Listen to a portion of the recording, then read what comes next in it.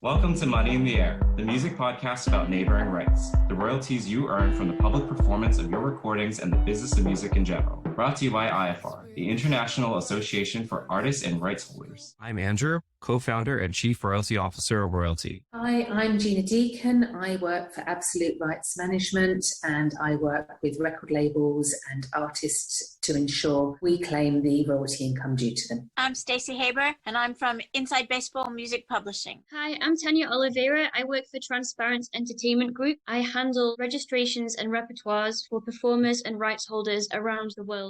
Hi, welcome back to Money in the Air, the Neighboring Rights podcast brought to you by IFR, the International Association for Artists and Rights Holders.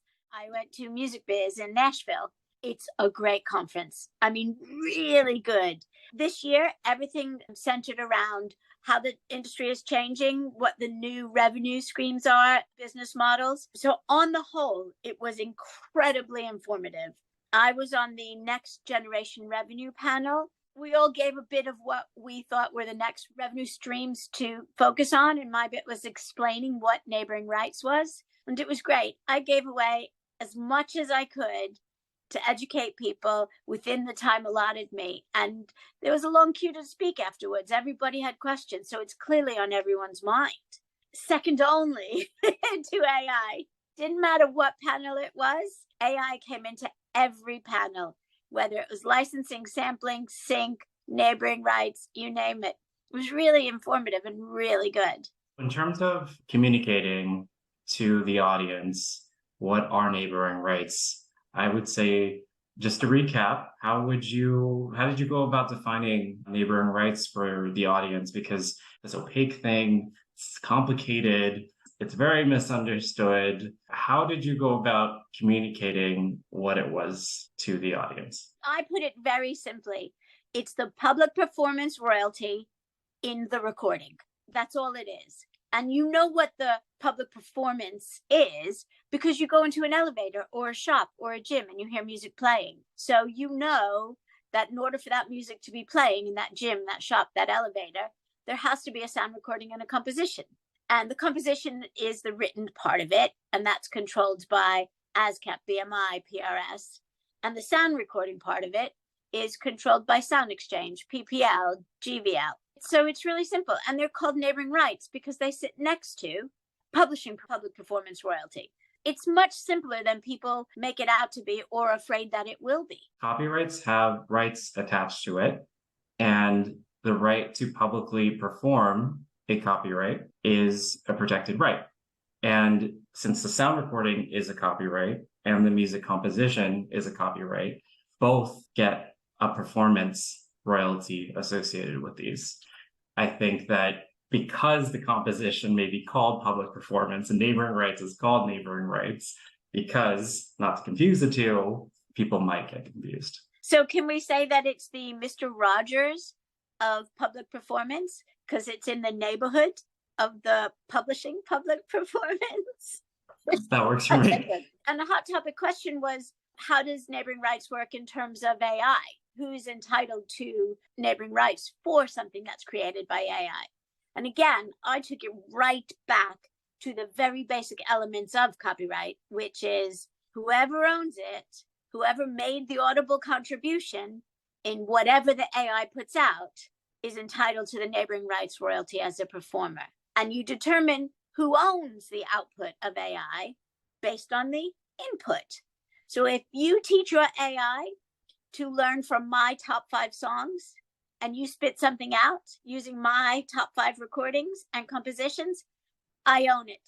I own it 100% for the recording and for the publishing. If you break it up and you use one from each of us, then the 3 of us own it in equal measures or in different measures if the proportions are pro rata different. If there's 1 million of us and it learned from 1 million recordings and compositions and it used those recordings and compositions in the output, then we all jointly own it, 1 million of us. If it just learned from us and put out something entirely different, not using our recordings, not using our compositions, then whoever programmed the AI owns it.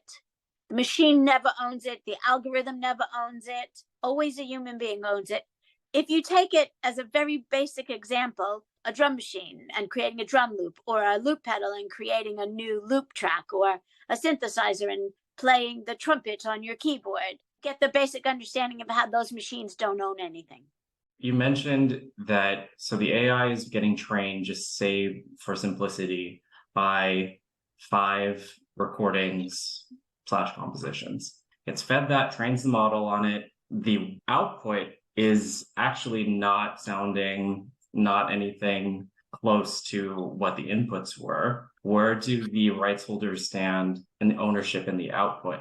It depends what they used, less than how it sounds. So if you took those 5 recordings and manipulated them in a way, but still used them, then the original owners used them. It's very much like sampling.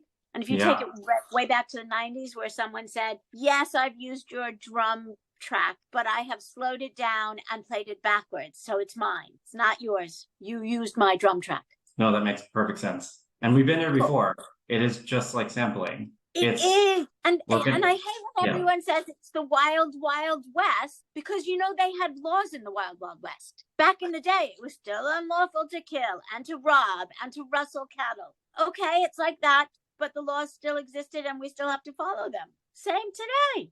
We're not doing anything new. I think what's scary to people, especially musicians, is the thought of getting replaced by these machines that can incorporate millions of copyrighted material and then produce essentially millions of derivative works at scale. And that freaks a lot of, music creators out. There's also a lot of value creation that can happen with this if the licensing is clear and royalties obviously are paid. The licensing component of it is what needs to get sorted out. But I think conceptually and technologically, it's a very good thing. We've been here before with sampling, and every time there's something new in the business, something that emerges, of course there's a collective fear because it's born out of a lack of understanding and awareness. But it is very simplified. It's computer as synthesizer, and whoever's hitting the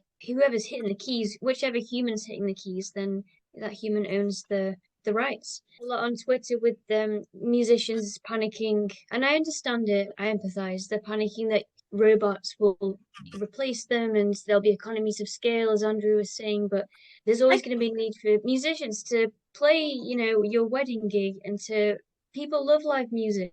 They do. I mean, I'm at a gig every week, since COVID since we can. Completely. And as a songwriter, have you ever consulted a rhyming dictionary? Yeah, I have. So what's the difference between opening that book and asking Siri what rhymes with orange? Yeah. It's a tool, and it's faster than us. Of course it can do that, but that's not the point of it. The point of it isn't to replace us. The point of it is to assist us. Yeah, look upon it as a tool. And if you find that your music has been used in anything created by AI, go and claim your neighboring rights. Register that recording, find the ISRC code, and register it at Sound Exchange, PPL, GVL, all of them. It's your right. Yeah, if your performance is in the output, go claim it. Especially if they haven't officially licensed it from you. In that case, it's all yours. Yeah. See, and you can claim as a rights holder as well as a performer. Because if they didn't get a license from you saying they are the rights holder, then you are, because you always were. Cool. Thank you. I hope we cleared that up for everybody. And thank you guys for listening. Any questions? Write to us. info@iafar.co.uk. Please go and become a member if you're not, because we have all the time in the world for you then. Take care. Have a great week. Bye.